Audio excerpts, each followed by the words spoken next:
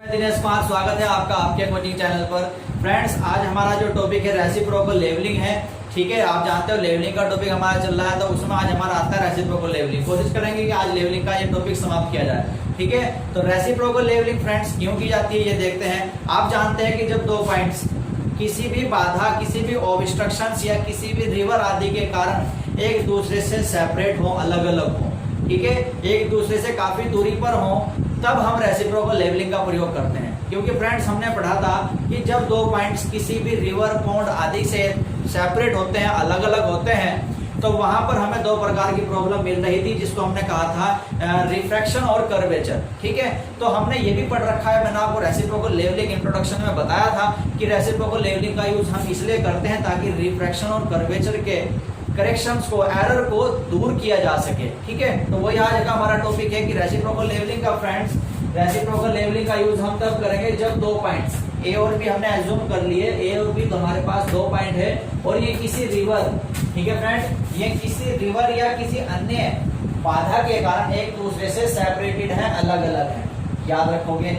ठीक है, और ए और बी की दूरी काफी अधिक है। ठीक है, हमारे पास फ्रेंड्स मान लेते हैं कि हमारे पास ये कोई बाधा है इस टाइप से, ये हमारे पास मान लिया हमने कोई पॉन्ड है, कोई तालाब है, रिवर आदि हमने मान लिया, ये कोई रिवर है। ठीक है फ्रेंड्स, और यहाँ पर हमारे पास कोई पॉइंट है, ये ए, और इधर हमने कोई पॉइंट मान लिया बी। ये इस रिवर्स, इस पॉन्ड के कारण एक दूसरे से सेपरेटेड है।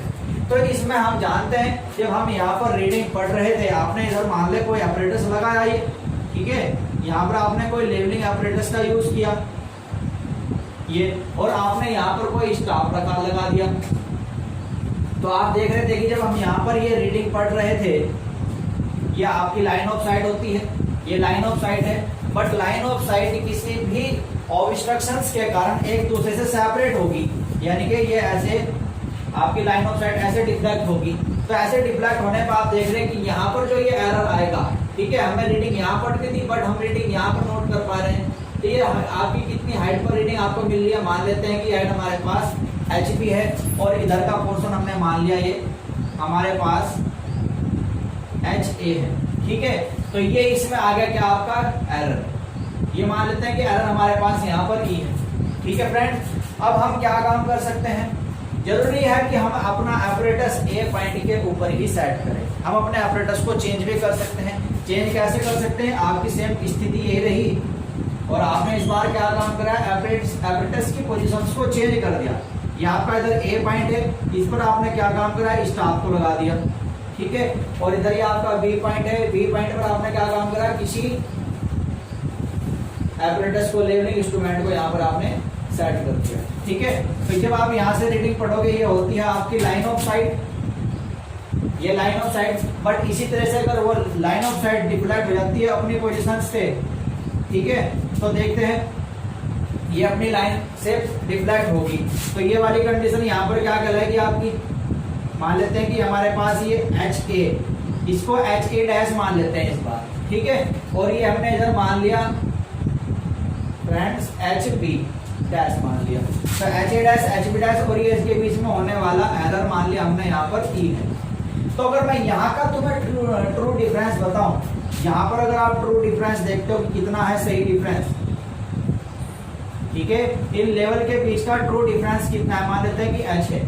तो कैसे फाइंड कर सकते हैं, इसमें जो ग्रेटर वैल्यू होती है आपके पास HA, और यहाँ पर तुम देख रहे हैं HB और इसमें ये होने वाला एरर, तो यहाँ पर आपका इसको भी स्मॉल मान लो, तो इसका ट्रू डिफरेंस आ जाएगा HA। इसमें से अब ये वैल्यू निगेटिव, ये वैल्यू हटा दो, क्योंकि हमारे पास तो एक्चुअल वैल्यू ये वाली होनी चाहिए थी ना, हाईएस्ट वैल्यू ये है, बट ये लाइन डिफ्लेक्ट हो गई तो मैं ये वैल्यू दे रही है, कितनी डिफ्लेक्ट हो रही है E पर। तो इस आप क्या काम करो, ये जो HB है इसमें से ये E माइनस कर दो, तो ये आपका आ जाएगा ट्रू डिफरेंस। ऐसे ही इस कंडीशन में आओ, ठीक है, ये आपका रिवर, इस कंडीशन में अगर आप ट्रू डिफरेंस निकालते हो तो यहाँ पर ट्रू डिफरेंस आपका क्या होगा, सेम ऐसे ही।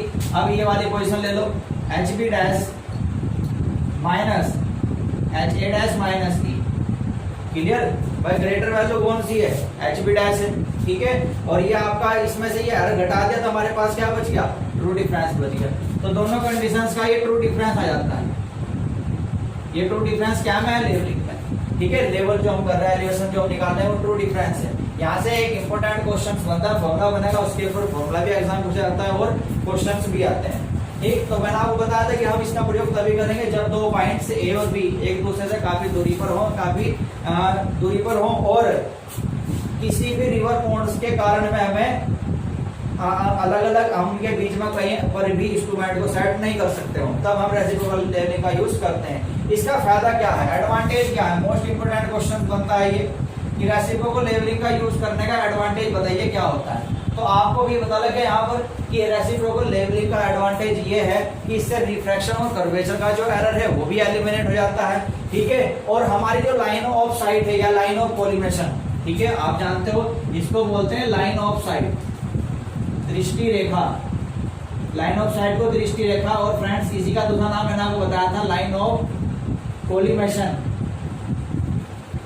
लाइन ऑफ कॉलिमेशन, ये तो इसी के नाम होते हैं। ठीक है, तो जो ये दृष्टि रेखा है, जो ये लाइन ऑफ साइट है, अपनी एक्चुअल पोजीशन से जो डिफ्लेक्ट होकर यहाँ पहुंच गई है, ठीक है, तो इसको भी हम सही करें तो वही मैंने यहाँ लिख रखा है, लाइन ऑफ साइट का जो एरर है या रिफ्रैक्शन और कर्वेचर का जो एरर है या इनका जो एवरेज वेरिएशन है, देखो रिफ्रैक्शंस में जो एवरेज बदलाव आ रहा है, औसत बदलाव जो आ रहा है, इन सब के एरर को हम रेसिप्रोकल लेवलिंग के द्वारा एलिमिनेट कर सकते हैं। तो बहुत ही इंपॉर्टेंट लेवलिंग रहती है ये रेसिप्रोकल लेवलिंग।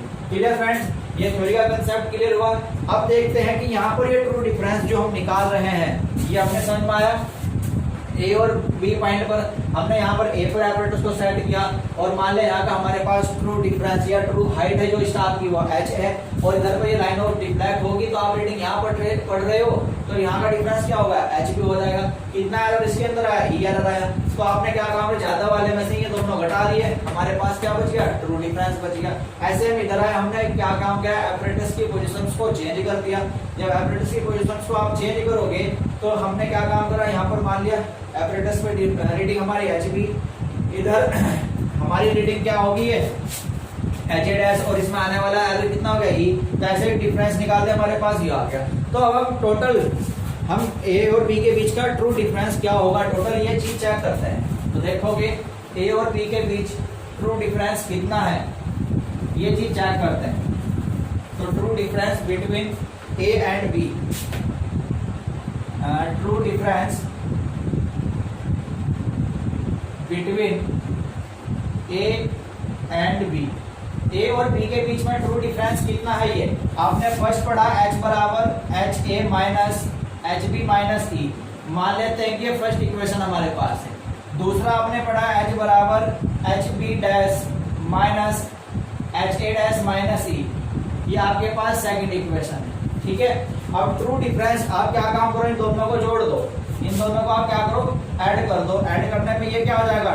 2h हो जाएगा, और इनको आप ऐड करोगे ये हो जाएगा H A minus H B minus E plus ये आपका हो जाएगा H B dash minus H A dash minus E. Clear? ये यहाँ से 2 हटाओ, इधर ले जाओ, तो h बराबर 1/2, इसको ओपन कर दो, H A minus H B dash minus E minus इस प्लस है आपका plus H B dash minus H A dash, देखो इसको आपने ओपन किया माइनस, और ये हो जाएगा प्लस। क्लियर? और यहाँ पर आप ओपन करोगे H B dash minus H A dash plus E ये आपका प्लस होगा, और इधर आपका ये जो डिफरेंस है, ये डिफरेंस हमने थोड़ा अपोजिट लिख दिया, इसको सही लिखोगे, ये आपका डिफरेंस बनेगा यहाँ पर H A dash minus E और माइनस एच बी डैश, ये डिफरेंस बने। ठीक है, याद रखोगे H A dash minus E minus H B dash. तो यहाँ पे सही कर लेंगे इसको हम, यह आ जाएगा H A dash minus E minus H B dash. तो इसको आज जब आप ओपन करोगे तो ये बनेगा आपका एच ए डैश, और ये इधर आपका माइनस का ई, और ये हमारा माइनस एच बी डैश। अब देखो इसे ये आपका क्या हो जाएगा? कैंसिल हो जाएगा, तो यहाँ बचेगा 1/2, और ये एच ए वाले एक साथ लिख लेते हैं। ठीक है, एच ए वाले एक साथ लिख लो, या दोनों को आप अलग अलग भी लिख सकते हो। तो आपका ये बचा यहाँ पर H A minus H B and plus H A dash minus H B dash.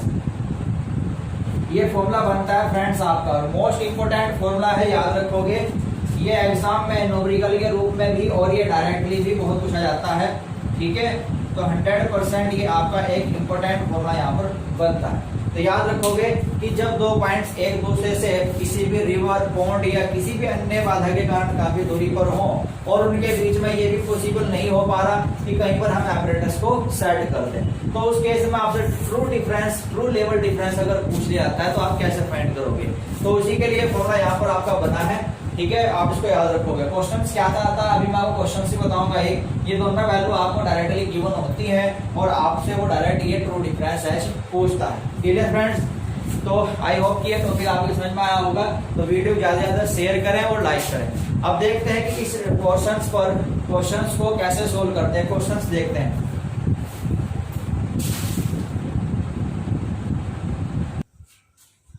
तो देखना फ्रेंड्स, ये हमारा क्वेश्चन है। इसमें ये पूछ रहा है, आपको डाटा दे दिया, इंस्ट्रूमेंट दे दिया कि पी और क्यू पर आपने अपने ऑपरेटर्स को सेट किया था और उनकी ये रीडिंग है, ठीक है। इसमें कहा कि आपके क्यू पॉइंट का आरएल बताना है और पी पॉइंट का आरएल ये है, ठीक है। तो देखो उसी फॉर्मूले को हम यूज करते हैं। सबसे पहले आरएल निकालने से पहले उन दोनों पॉइंटों के बीच का ट्रू लेवल डिफरेंस क्या रहा होगा वो हमको निकालना है, ठीक है। तो ट्रू लेवल डिफरेंस यहां पर हम निकालते हैं। पहले true level difference between P and Q, ठीक है। दोनों पॉइंट के बीच का ट्रू लेवल डिफरेंस आप निकाल लो। फॉर्मूला आपके पास है H बराबर 1/2 H A minus H B plus H A dash minus H B dash, ठीक है। तो 1/2 ये इसमें फ्रेंड आपका एच ए होगा, ये एच ए और ये आपका एच बी, ये एच ए डैश और ये आपका एच बी डैश। तो वैल्यू पुट कर दो आप 1.824 माइनस आपका 2.784 प्लस ये आ जाएगा आपके पास 0.928 माइनस 1.606। ये वैल्यू आप यहां से सोल्व कर लो, h आपको यहां से निकल जाएगा और लगभग नियर अबाउट आपका आ रहा है 0.892 मीटर। h यहां से आ जाता है। तो इसलिए अभी आपसे ये ट्रू लेवल डिफरेंस आ गया, इनके बीच का डिफरेंस आपको ये मिल गया। अब हमारे पास जो पॉइंट है, पॉइंट तो हमारे पास ये P हो जाएगा और ये आपका Q। डिफरेंस तो ये आपका जो एपरेटस आपने यहाँ सेट किए तो उनके बीच का डिफरेंस आ रहा होगा। तो हमें निकालना है इनका आरएल। आरएल होता है कि किसी भी डेटम से ये कितनी ऊंचाई पर है, ठीक है। ये आरएल हमें यहाँ पर निकालने हैं। तो आप क्या काम करो, जो फर्स्ट पॉइंट का आरएल आपको दिया गया है, ठीक है, फर्स्ट पॉइंट का आरएल जो आपको दिया गया है उसमें से आप क्या काम करो, ये जो वैल्यू आई है ये माइनस कर दो। तो फर्स्ट पॉइंट का आरएल आपको, तो इसलिए RL of Q, RL of Q आपका यहां से आ जाएगा ये पी का आरएल यानी कि 126.386 माइनस 0.89। ये सोल्व कर लो, आपका आंसर यहां से आ जाता है, ठीक है। तो ये था आपका रेसिप्रोकल लेवलिंग और उससे रिलेटेड क्वेश्चंस। तो ये हमारी रेसिप्रोकल लेवलिंग यहाँ पर समाप्त होती है। अब इसके कुछ छोटे छोटे टॉपिक और हैं, देखते हैं उन्हें, फिर ये लेवलिंग आपकी समाप्त हो जाएगी।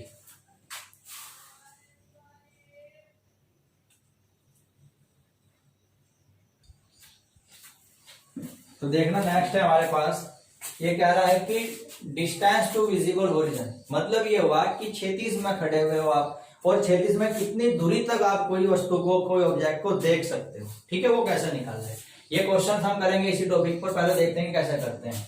तो फ्रेंड आपने पढ़ा है C = 6/7 d²/2r। क्या था हमारे पास, ये हमने पढ़ा था कर्वेचर और रिफ्रैक्शन दोनों के कारण कंबाइंड करेक्शन था 6/7 d²/2r, ठीक है। इसको मैं ऐसे भी लिख सकता हूं 0.06728 d²। C = अगर हम यहां से इस d को निकालते हैं तो हमारे पास फॉर्मूला बनता है, इसको आप अपॉन में ले जाओगे तो C/0.06728 रूट में। तो एक फॉर्मूला तो आपका बनता है ये, ठीक है, इस फॉर्मूले से निकाल सकते हो।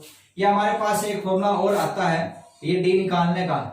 यहाँ पर जो ये d है इस डी को कहेंगे हम हॉरिजॉन्टल डिस्टेंस, हॉरिजॉन्टल मतलब हॉरिजॉन्टल डिस्टेंस बोलते हैं इसको, क्षैतिज दूरी है, क्षैतिज दूरी हमें निकालनी है। ठीक है, इस डी को हम अदर फॉर्मूले से भी निकाल सकते हैं। एक फॉर्मूला हमारे पास बनेगा, ये यहीं से बनता है 3.855 अंडर रूट सी। ठीक है, आप इसको सोल्व करोगे, इसको सोल्व करोगे तो ये वैल्यू यहां से निकल के आती है 3.855 अंडर रूट सी। इस फॉर्मूला को डायरेक्ट याद रखोगे और ये एग्जाम में डायरेक्ट पूछा जाता है, इसको डायरेक्ट याद रखोगे। अब देखो यहाँ पर इस क्वेश्चन को हम कैसे करें। इसमें कहा कि एक समुद्र के जहाज पर खड़ा व्यक्ति एक लाइट हाउस के टॉप को जस्ट देख पाता है। ठीक है, एक आपका समुद्र का जहाज है, उस पर कोई व्यक्ति खड़ा हुआ है और वो क्या काम करता है, कोई लाइट हाउस है वहां पर, उसके टॉप को जस्ट देख पा रहा है। ठीक है, मानते हैं कि हमारे पास ये अर्थ है और हमने मान लिया कि हमारे पास इधर ये कोई एक जहाज है। ठीक है, ये हमने मान लिया यहाँ पर एक जहाज है और इसके ऊपर ये कोई व्यक्ति खड़ा हुआ है, ये ठीक, ये व्यक्ति खड़ा हुआ है और इधर मान लेते हैं कि हमारे पास ये कोई एक लाइट हाउस है। ये मान लिया हमने एक, हमारे पास क्या है, लाइट हाउस, और ये क्या काम कर रहा है, इस लाइट हाउस के टॉप को जस्ट देख पाता है। यहां से इस लाइट हाउस के टॉप को जस्ट ये देख पाता है। तो ये दोनों एक दूसरे से कितनी दूरी पर है, मान लेते हैं कि वह डिस्टेंस हमारे पास डी है। ठीक है, तो ये डिस्टेंस निकालने में उसने बोला है। अब देखो क्या कर रहा है, यदि ऑब्जर्वर की ऊंचाई समुद्र तल से 9 मीटर है, ऑब्जर्वर मतलब ये व्यक्ति, ठीक है, इसकी ऊंचाई आपका समुद्र तल जो है यहां से इसने ये कहा कि 9 मीटर की डिस्टेंस पर है, 9 मीटर की डिस्टेंस पर, और लाइट हाउस की जो ऊंचाई है समुद्र तल से 49 पर। ठीक है, इसने लाइट हाउस की जो डिस्टेंस दी है, ऊंचाई जो दी है वो आपकी 49 मीटर दी है। तो बताइए, आपसे कह रहा है कि तो व्यक्ति और लाइट हाउस के बीच की ये डी बतानी है। क्लियर, मान लेते हैं कि ये इन दोनों का सेंटर पॉइंट है।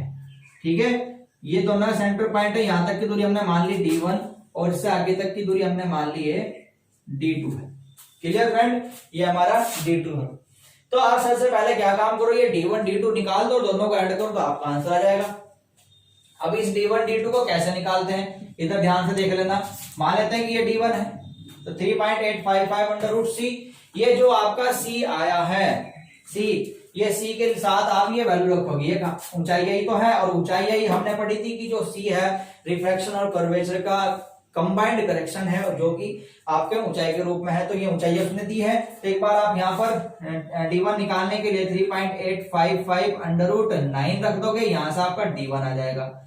एक बार आप D2 निकालने के लिए 3.855 अंडर रूट 49 रख दोगे, यहां से आपका D2 आ जाएगा। लगभग जब इसको आप सोल्व करोगे तो ये वैल्यू यहां से आ रही है 11.55 और ये आपका 26.95 मीटर में आएगी, ये वैल्यू आ जाती है। तो इसीलिए आपके जो D आ जाएगा, यहाँ पर D क्या आ जाएगा, D1 प्लस D2 आ जाएगा। दोनों को आप ऐड कर देना, 11.55 प्लस 26.95 मीटर, ये आपका यहाँ पर आंसर आ जाएगा। तो ये आपको फॉर्मूला याद रखना है, इंपॉर्टेंट फॉर्मूला है। ठीक है, ये आपका एक इंपॉर्टेंट फॉर्मूला है जो क्वेश्चंस आपके एग्जाम में आ सकते हैं। क्लियर फ्रेंड, तो ये था हमारा लेवलिंग का टॉपिक। ठीक है, लेवलिंग हमारी एंड हो चुकी है। अब नेक्स्ट टॉपिक हम जो यहाँ पर शुरू करेंगे, प्लान टेबल सर्वे स्टार्ट करेंगे। तो प्लान टेबल क्या होता है, प्लान टेबल सर्वे कैसे किया जाता है, सबको हम डीपली यहाँ पर कंसिडर करने वाले हैं। तो लेवलिंग आपके टॉपिक समाप्त हो जाता है। ठीक है, मिलते हैं कल नेक्स्ट वीडियो के साथ प्लान टेबल। ओके,